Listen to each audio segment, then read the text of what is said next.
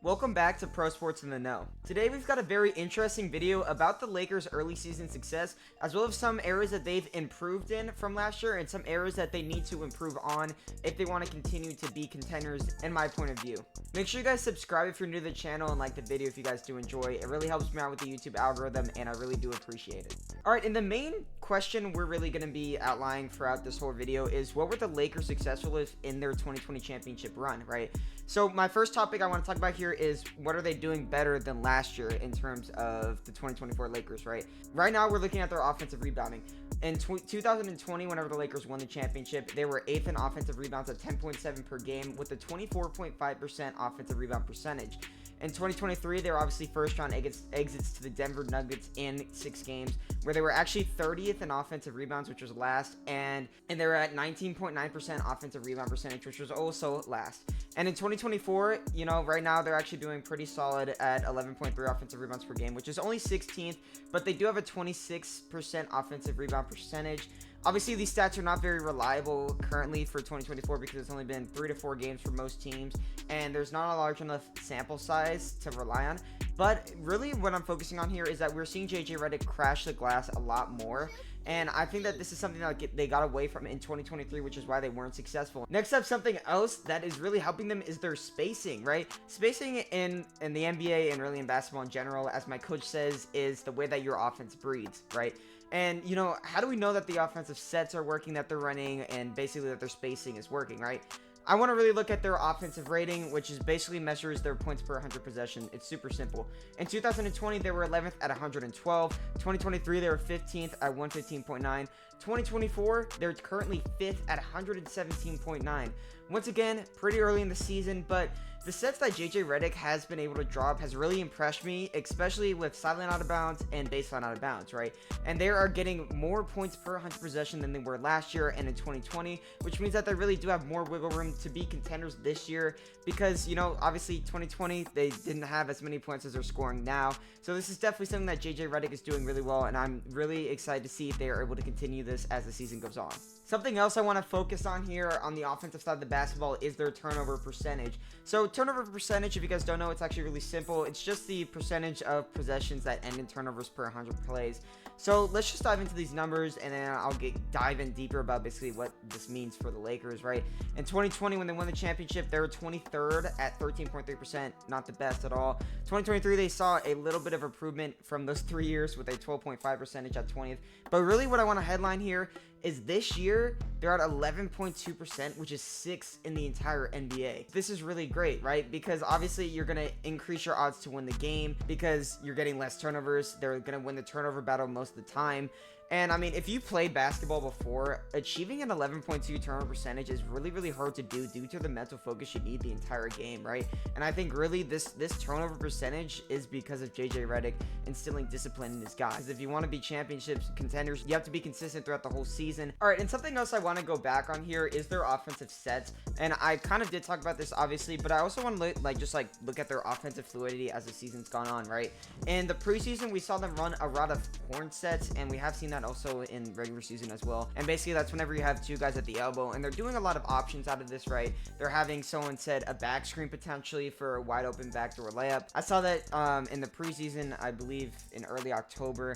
But then we're also seeing just, you know, overall really good movement from the Lakers. Everyone's being involved, which is something that they were not doing last year at all. It was really reliant on LeBron James and Anthony Davis, right? Right now, we're not seeing LeBron James and Anthony Davis take over as much as we're used to them seeing. But something I really want to focus on is that, like, if you watch any other basketball, we're seeing the offense play together, right? Everyone has their own role. Everyone has their own job. No one's taking over. No one's ball hogging. This is why the Lakers sucked last year, right? This is why their offense wasn't very good.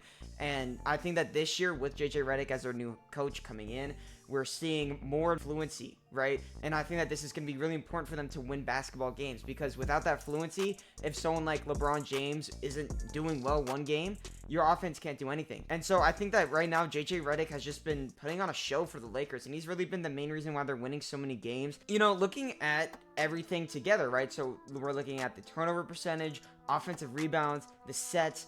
Guess what everything has in common here? JJ Redick, right? And, you know, obviously calling his sideline out of bounds and baseline out of bounds, you can see a lot of people are being involved in this offense. And, you know, they're being very effective with these plays out of the inbound plays, right? And this is helping them get more points per possession, helping them increase their offensive rating.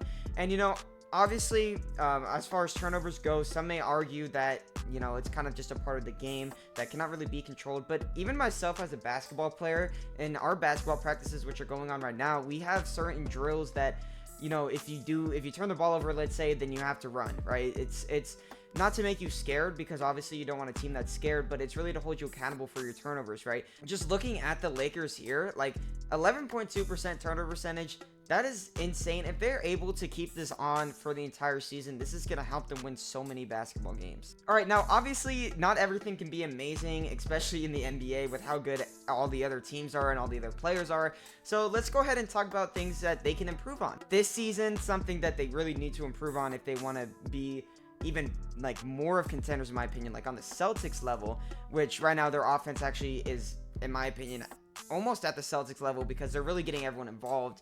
But looking at their defense, this is something that they really need to improve on, right? But, you know, it does make sense that right now they are kind of on a decline from last year, and really in 2020 is what we're focusing on. And that's because they lost a key player in Taurean Prince. But, I mean, you really look at, you know, they still have Anthony Davis, who is one of the best rim protectors in the entire NBA. So, really, let's just dig into some stats here, and I'll kind of just coincide everything together so that we can see how everything is relating. All right, so looking at the Lakers' defensive rating, which is basically the amount of points they allow per 100 possession, is the offensive rating, but on the defensive side, right? We're looking at 2020 here, which was a very big year for them in defensive rating. They're actually third at 106.3 points allowed per 100 possessions. In 2023, they were 16th at 115.3, and in 2024, right now, they are 17th at 114.4. And this is something that I'm going to highlight throughout this defensive section, is that they have played some really good offensive teams, like the Suns, who we know are a great team in the half court, and the Timberwolves and the Kings, who have a lot of pace to their play. And, you know, obviously those first 4 games are going to be tough for them, but we're looking at Basketball Reference, who is a very great website that I use for basically all my stats here. They have the 3rd toughest schedule according to Basketball Reference, and if they want to get onto that 2020 level of success, they're going to really need to improve on their defensive rating, because I think the main reason why they won that year was because their defense, and, you know, their defensive rating really just backs it up perfectly here, in my opinion. For my next set here, I want to look at effective field goal percentage allowed. So, in my opinion, effective field goal percentage allowed is probably the best stat for measuring teams, you know, percentages, because it combines your field goal percentage, your 3-point percentage, and your free throw percentage accordingly. And right now, the Lakers are not doing too well in this category. In 2020, they were at 51.5%, which was 7th in the NBA. 2023, 55%, which was 18th. And this year, they're currently 26th at 55.6%. And obviously, like we said before, the Lakers have played some of the best teams in the offense so far. But I know that this is an area that JJ Redick is trying to hone in on to improve as the season goes on. Because obviously, like we just said, defense travels. If you don't have a great defensive team, then you're not going to win games, right? We see this with the Houston Rockets in 2018, right? In Game 7 of the Western Conference Finals, which still hurts me as a fan to this day, or we missed 27 threes in a row. And this is because, you know, obviously our offense wasn't very consistent that game, but also because we allowed so many points to the Warriors, right? And the only time I've really seen an NBA champion with a very mediocre defense, I wouldn't even say they were mediocre defense. They were also good defense, but their offense was really what helped them win the NBA championship, was the Golden State Warriors with Kevin Durant, Steph Curry, Klay Thompson, and Draymond Green, right? But, I mean, we're looking at, let's say, the Celtics, right? The Celtics last year, the Celtics probably had the best defense in the entire NBA, and I know this because their defensive rating was really good. They won the championship because they were such great communicators. They were able to play as a team really well, and they were able to just play really good rotation-wise, right? And this because, and Joe Mazzulla was really good at honing in on this in practice, I'm sure, and in games we really saw this, like, kind of just exploit itself, right? And kind of what I've hinted at here with the defensive side of the floor is that the improvement here is really for your offensive inconsistencies that are going to happen no matter what, right? The Lakers, let's say you're playing off of a back-to-back. Your offense is probably not going to be as good. But, I mean, looking at your defense, right, that's something that you can control. You can't control if you make or miss shots. You can control if you're taking great shots, which the Lakers are doing really well on the offensive side of the floor. But looking at the defensive side of the floor, the main thing that you can control is your effort, right? And right now we're seeing, you know, that the Lakers, they're having effort, in my opinion, right? We're seeing them be a very great communicating team, and we're seeing them fly around a lot. It's just that they played some really good offensive teams so far in the season, right? So I think that as time goes on, we're going to see them be, you know, a better team as far as defensive rating, effective field goal percentage go, because they're all bought in, right? And that's something that you need as a team, not only offensively, but defensively. We saw this with the Celtics last year, right? I mean, I know I harp on the Celtics a lot, but the Celtics were a very talented team. They played as a team. They had great coaching, which is something that the Lakers could do, right? They have great talent. They have a pretty solid coach, in my opinion, with JJ Redick. Obviously, he's a rookie, but I think that he's looking like a really good coach so far. And right now, they're looking like they're playing as a team, which is something you need in the NBA. Like we talked on the offensive side of the floor, if you can play as a team on the offensive side, then, you know, you're going to be more successful. And looking at playing as a team on the defense side of the floor, really with the Lakers, we didn't see that much, right? We saw with Darvin Ham, the Lakers really went on a lot of one-on-one coverage, right? We didn't really see a lot of helping the helper or even a lot of help defense except for Anthony Davis at the rim, right? And this is something that's been really an increasing trend in the NBA, which is kind of making me mad as an NBA fan because I'm, you know, obviously I love defense. I like to watch it a lot. I think that if you're a great defensive team, I've kind of uttered this throughout the video, that you're going to be able to contend in anywhere you're playing, right? College, NBA, Euroball, whatever you playing, right? Looking at the Lakers here this year, I mean, they're bought in. Like we said, they're communicating. They're flying around on the defensive side of the floor. And I really think that their defensive rating and effective field goal percentage are going to be better as the season goes on. For me, as an NBA fan, obviously, like I just said, I'm not a head coach, so I don't know what the Lakers are working on doing. But, I mean, if I were from the outside looking in, which I am, I'm a neutral NBA fan in this perspective because they're not the Rockets.